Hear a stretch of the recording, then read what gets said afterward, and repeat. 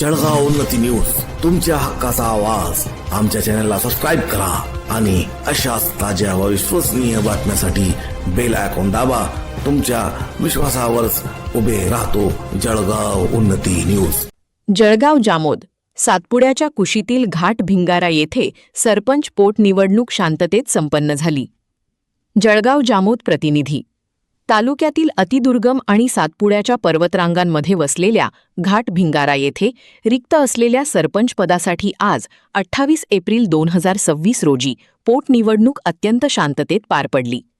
या निवडणुकीत 2 महिला उमेदवारांचे भवितव्य आज मतदान पेटीत बंद झाले असून उद्या होणाऱ्या मतमोजणीकडे सर्वांचे लक्ष लागले आहे. जिल्हा परिषद शाळा घाट भिंगारा येथे वॉर्ड क्रमांक 1 आणि 2 साठी मतदान प्रक्रिया राबवण्यात आली.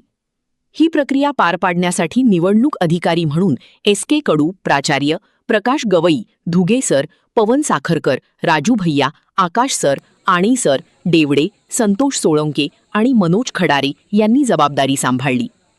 मतदान केंद्रावर कोणतीही अनुचित घटना घडू नये यासाठी कडेकोट बंदोबस्त ठेवण्यात आला होता. यावेळी निवडणूक अधिकारी म्हणून SS कुलकर्णी, प्रदीप उत्तमराव चव्हाण आणि नागेश खाडे PSI यांची प्रमुख उपस्थिती होती.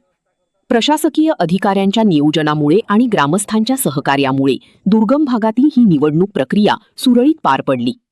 उद्या होणाऱ्या निकालात घाट भिंगाराच्या सरपंचपदी कोणाची वर्णी लागते हे स्पष्ट होईल.